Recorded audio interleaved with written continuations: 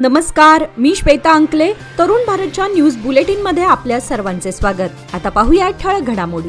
बेळगाव शहरात इतर धर्माबाबत अवमानकारक टिप्पणी करून दुबईला जाण्याच्या तयारीत असलेल्या एका तरुणाला काकती पोलिसांनी बसमधून अटक केली आहे. पोलीस आयुक्त याडा मार्टिन बार्बियान यांनी पत्रकार परिषदेत ही माहिती दिली. पोलिसांनी स्वतःहून तक्रार दाखल करून घेत आरोपीची न्यायालयीन कोठडीमध्ये रवानगी केली आहे. पोलीस आयुक्त याडा मार्टिन यांनी स्पष्ट केलं की सोशल मीडियावर धार्मिक भावना दुखावणारे किंवा समाजात तेढ निर्माण करणारे कोणतेही पोस्ट केल्यास कठोर कारवाई केली जाईल. शहरातील शांतता अबाधित राखण्यासाठी पोलिसांकडून कठोर पावले उचलली जात आहेत, असेही त्यांनी यावेळी स्पष्ट केले. बेंगळुरू येथील टाउन हॉलमध्ये बुधवारी जय हिंद सभा या कार्यक्रमाचे आयोजन करण्यात आले होते.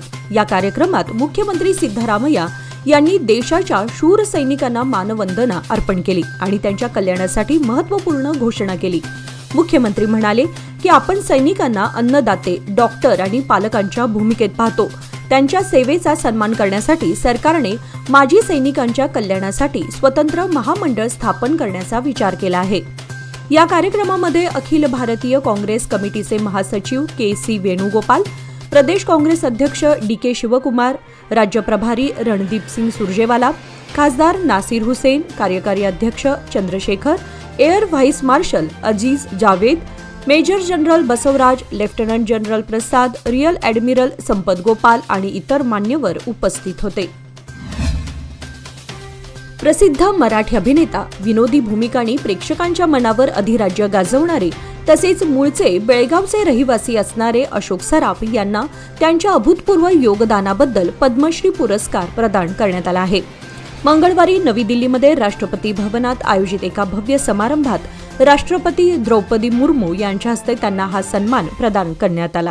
महाराष्ट्रातील एकूण 6 मान्यवरांचा यावर्षी पद्मश्री पुरस्कारासाठी गौरव करण्यात आला. यामध्ये एक मान्यवर पद्मभूषण पुरस्काराचे मानकरी असून उर्वरित 5 जणांना पद्मश्री पुरस्कार देण्यात आला आहे. यामध्ये अशोक सराफ यांचाही समावेश असून त्यांच्या अभिनय क्षेत्रातील 4 दशकांहून अधिक कार्यकाळाची दखल घेत हा सन्मान देण्यात आलाय. या भव्य समारंभाला उपराष्ट्रपती जगदीप धनखड, पंतप्रधान नरेंद्र मोदी, केंद्रीय गृहमंत्री अमित शहा, परराष्ट्र मंत्री एस जयशंकर यांच्यासह अनेक मान्यवर उपस्थित होते. भाजपचे निलंबित आमदार बसनगौडा पाटील यत्नाळ यांनी पुन्हा एकदा माजी मुख्यमंत्री बी.एस. येडियुरप्पा आणि त्यांचे पुत्र बी.वाय. विजयेंद्र यांच्यावर टीका केली आहे. यत्नाळ यांनी आरोप केला आहे की येडियुरप्पा कुटुंबाने कर्नाटक भाजपला व्यक्तिगत मालमत्ता बनवला आहे, ज्यामुळे पक्षातील घराणेशाही वाढली आहे. मार्च 2025 मध्ये यत्नाळ यांना पक्षविरोधी वर्तनासाठी 6 वर्षांसाठी निलंबित करण्यात आलं होतं. मात्र त्यांनी स्पष्ट केलं की ते पक्षाच्या मूलभूत विचारसरणीशी निष्ठावान आहेत आणि पक्षात परतण्याची इच्छाही त्यांनी व्यक्त केली आहे. यत्नाळ यांच्या या भूमिकेमुळे कर्नाटक भाजपमध्ये अंतर्गत संघर्ष वाढलाय. पक्षातील काही नेत्यांनी केंद्रीय नेतृत्वाकडे हस्तक्षेपाची मागणी केली आहे, तर काहींनी यत्नाळ यांना पक्षाच्या प्रतिमेला हानी पोहोचवणारं असं ठरवलं आहे. यत्नाळ यांच्या या भूमिकेमुळे भाजपमध्ये घराणेशाही आणि अंतर्गत संघर्षाच्या मुद्द्यांवर नव्याने चर्चा मात्र सुरू झाली आहे. 865 सीमावासीय प्राथमिक शिक्षक मंच बेळगाव महाराष्ट्र राज्य मंच यांच्या वतीने शुक्रवार दिनांक 30 मे 2025 रोजी सकाळी 10:30 वाजता राज्यस्तरीय वार्षिक स्नेह मेळाव्याचे आयोजन करण्यात आले आहे. बॉक्साईड रोड, हिंडलगा, बेळगाव येथील सोमनाथ लॉन येथे होणाऱ्या या कार्यक्रमाचे अध्यक्षपद महाराष्ट्र एकीकरण समिती बेळगाव तालुक्याचे कार्याध्यक्ष आर.एम. चौगुले हे भूषवणार आहेत. यावेळी कार्यक्रमाचे उद्घाटन चंदगडचे आमदार शिवाजीराव पाटील यांच्या हस्ते होणार असून प्रमुख मार्गदर्शक म्हणून कस्टम अधिकारी आकाश चौगुले यांच्यासह इतर मान्यवर उपस्थित राहणार आहेत. भाग्यनगर 7वा क्रॉस परिसरातील धोकादायक झाडे हटवण्याची मागणी नागरिकांनी 3 महिन्यांपूर्वी केली होती. वन विभागाने पाहणी करून झाडे लवकरच हटवण्याचे आश्वासनही दिले होते.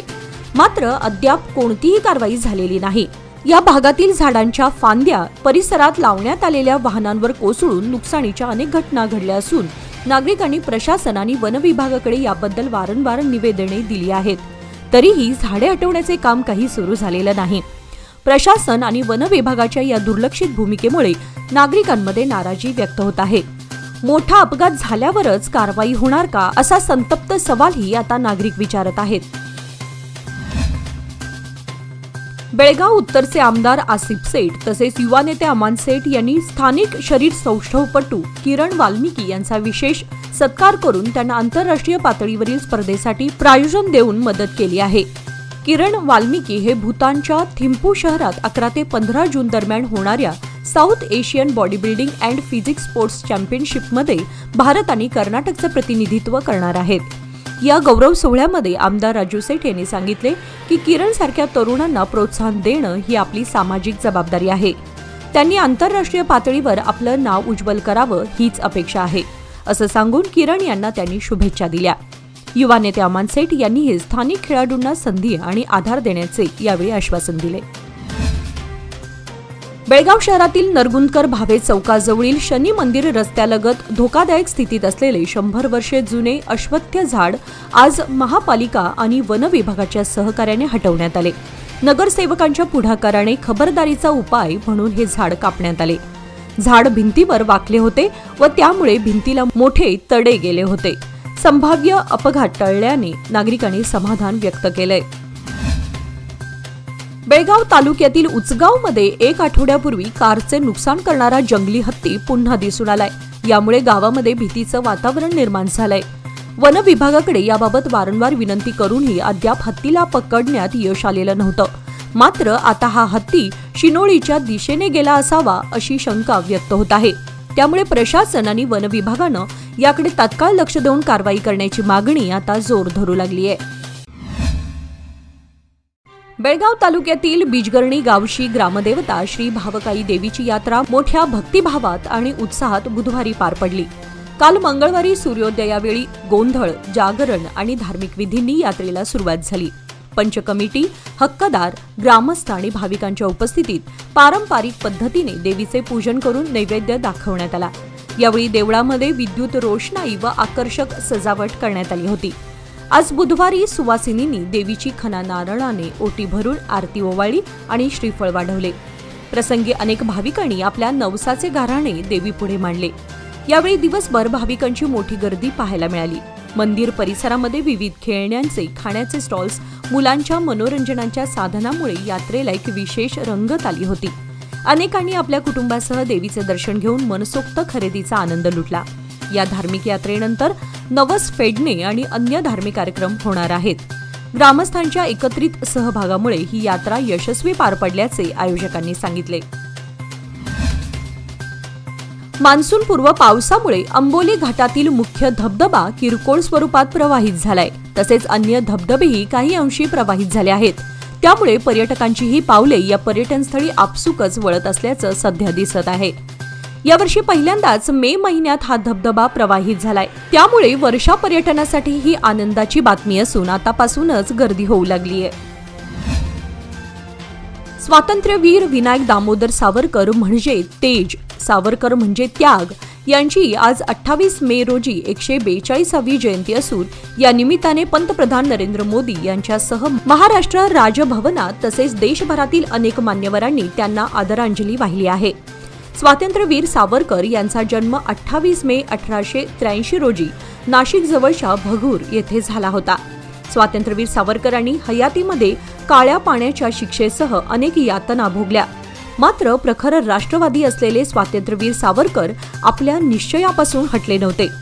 शस्त्र आणि शास्त्र या दोन्हींचा पुरस्कार करणाऱ्या स्वातंत्र्यवीर सावरकरांनी 1966 साली प्रायोपवेशन करण्याचा निर्णय घेतला होता. म्हणजेच त्यांनी अन्न, पाणी, औषध घेणं सोडून दिलं होतं. 26 फेब्रुवारी रोजी त्यांनी अखेरचा श्वास घेतला. त्यांच्या कार्याचा आणि कर्तृत्वाचा गौरव करत पंतप्रधान मोदी यांनी त्यांना आदरांजली वाहिली. खानापूर असोगा रस्त्यावर रेल्वे स्थानकानजीक भुयारी मार्गाच्या निर्मितीचे काम सुरू करण्यात आले आहे. या ठिकाणी खोदकाम करून कॉन्क्रीट घालण्याचं काम हाती घेण्यात आलंय. मात्र ही जमीन पूर्णपणे पाणथळ असल्यानं कंत्राटदाराला या ठिकाणी अनेक अडचणींना सामोरं जावं लागतंय. हा भुयारी मार्ग भविष्यात यशस्वी होईल की नाही अशी शंका आता नागरिकातून व्यक्त होतीये. भुयारी मार्गाऐवजी उड्डाण पूल करणं सोयीस्कर असल्याची प्रतिक्रिया नागरिकातून व्यक्त होतीये. जर हा भुयारी मार्ग अयशस्वी झाल्यास शासनाचे 18 कोटी रुपये पाण्यात जाणार आहेत आणि नागरिकांना त्रास सहन करावा लागणार आहे.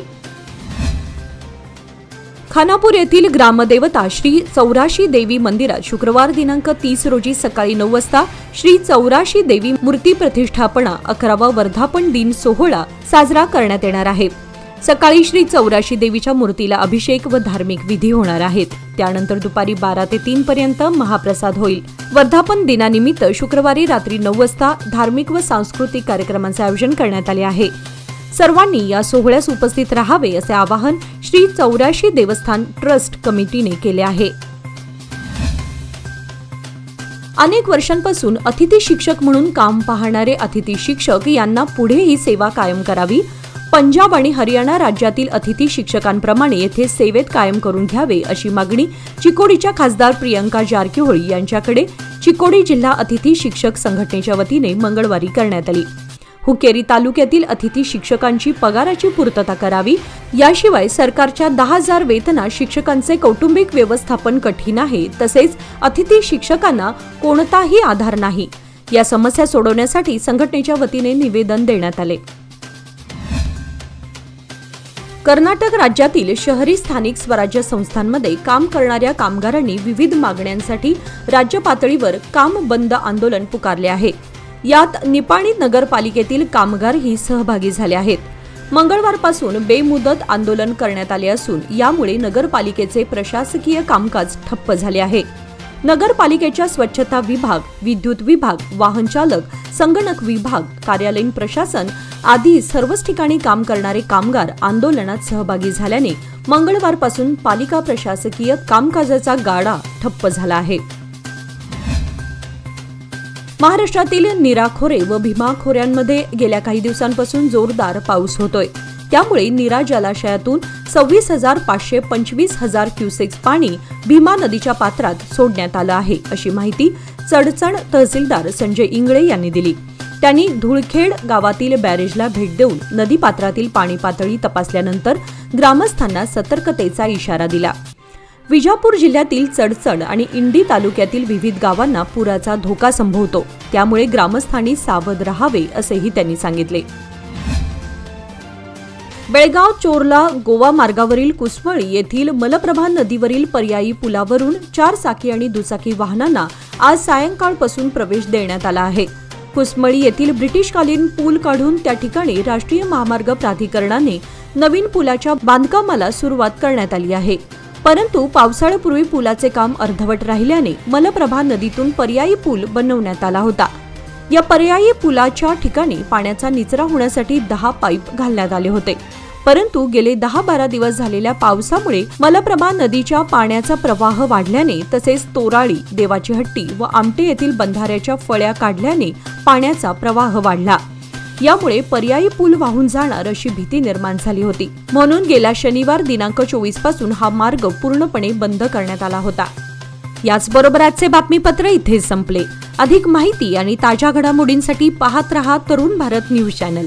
तसेच आमच्या चॅनलला लाईक, शेअर आणि सबस्क्राईब करायला विसरू नका आणि विश्वासार्ह बातम्यांसाठी दररोज वाचा दैनिक तरुण भारत।